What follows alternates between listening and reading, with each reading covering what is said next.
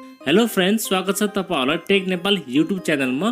Guys, Xiaomi budget entry लेभलको नयाँ smartphone Redmi 10a लाई चाहिँ आज नेपालमा लन्च गरिसकेको छ। यो स्मार्टफोन भने केही समय अगाडि लन्च भएको Redmi 10 पावरको चाहिँ लाइटर भर्जन हुनेवाला छ र साथै यो स्मार्टफोन चाहिँ Redmi 9a को चाहिँ सक्सेसर पनि हुनेवाला छ। अनि यो स्मार्टफोन चाहिँ अन्डर 15,000 को प्राइस पॉइन्टमा चाहिँ लन्च भइसकेको छ र आजको भिडियोमा हामीहरु यसै स्मार्टफोनका स्पेसिफिकेसन तथा यो स्मार्टफोनमा के कस्ता फिचरहरु देख्न मिल्छ, साथै यो स्मार्टफोन हाम्रो नेपालमा के कति प्राइसमा लन्च भएको छ र ओभरअलमा यो स्मार्टफोन चाहिँ कस्तो हुनेवाला छ, सबै चीजको बारेमा आज तपाईहरुलाई यसै भिडियोमा जानकारी दिनेछु। त्यसैले भिडियोलाई एकछिन पनि स्किप नगरेर अन्तसम्म हेर्नु होला। अब चाहिँ तपाईहरुको टाइम वेस्ट नगरी लागौं भिडियोतर्फ। सबैभन्दा पहिला हामी यो स्मार्टफोनको बिल्ड क्वालिटी अनि डिजाइनको बारेमा कुरा गर्नेछौं। बिल्ड क्वालिटीको बारेमा कुरा गर्नुपर्दा यसमा पनि हामीलाई प्लास्टिक बिल्ड देख्न मिल्नेछ। ब्याक साइडमा चाहिँ प्लास्टिकको ब्याक रहेको छ र प्लास्टिक फ्रेमको साथमा भने अगाडिपट्टि भने यसमा हामीलाई पान्डा ग्लासको चाहिँ प्रोटेक्सन देख्न मिल्छ र डिजाइनको बारेमा कुरा गर्नुपर्दा चाहिँ सेम टु सेम Redmi 10 पावरको जस्तै डिजाइन रहेको छ। पछाडिपट्टि टप लेफ्ट साइडमा ड्युअल क्यामेराको सेटअप रहेको छ, साथमा एउटा एलईडी फ्ल्याश र फिंगरप्रिन्ट स्क्यानर पनि त्यही रहेको छ र अगाडिपट्टि भने यसमा हामीलाई वाटर ड्रप नचको चाहिँ डिस्प्ले देख्न मिल्छ। आई थिंक हामीलाई यस प्राइस पोइन्ट अनुसार चाहिँ बिल्ड क्वालिटी र डिजाइन एकदमै राम्रो देख्न मिल्छ। बिल्ड क्वालिटीको मामलामा यसमा तपाईलाई कुनै पनि शिकायत पाउनु हुने छैन।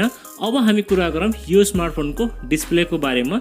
यसमा चाहिँ हामीलाई 6.53 इन्चको HD+ IPS LCD display panel देख्न मिल्छ, साथमा 20:9 को एस्पेक्ट रेशियो र 269 को चाहिँ PPI डेन्सिटी रहेको छ। अनि ब्राइटनेसको कुरा गर्नुपर्दा यसमा चाहिँ हामीलाई 400 निट्सको चाहिँ ब्राइटनेस देख्न मिल्छ।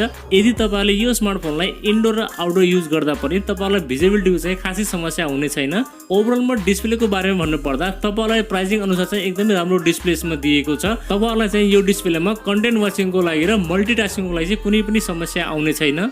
परफर्मेन्सको बारेमा कुरा गर्नुपर्दा यसमा चाहिँ हामीलाई MediaTekको Helio G25 चिपसेट देख्न मिल्छ, जुन भने 12 नैनोमिटरमा बनेको चिपसेट हो। यो चिपसेटको बारेमा भन्नुपर्दा तपाईहरुले चाहिँ यो चिपसेटमा क्यान्डी क्रस, सबवे सर्फेस जस्ता बेसिक गेमहरु खेल्न सक्नुहुनेछ। बाकी डे टु डे परफर्मेन्स पनि यसले तपाईलाई ठिकठाकै दिनेछ।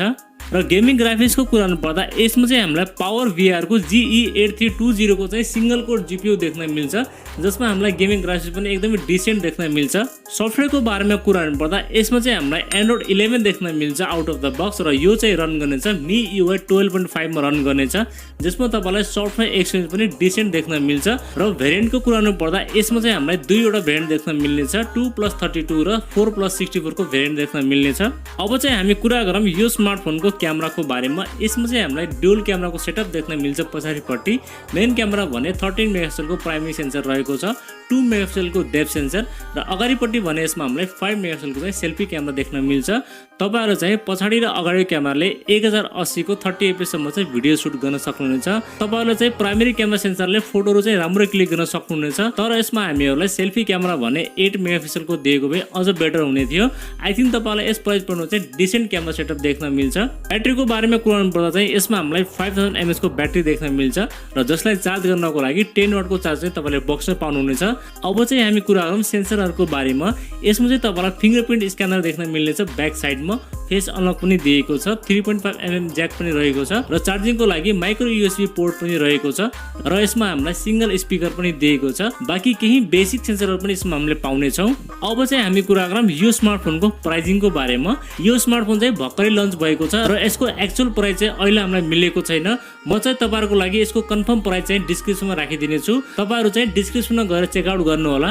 मेरो ओपिनियनको बारेमा भन्नुपर्दा यदि यो स्मार्टफोन 12-13 हजारको प्राइसमा आउँछ भने त एकदमै ठीक छ, तर यो स्मार्टफोन 15,000 भन्दा माथि जान्छ भने तपाईलाई चाहिँ यो फोनलाई नलिँदा हुन्छ।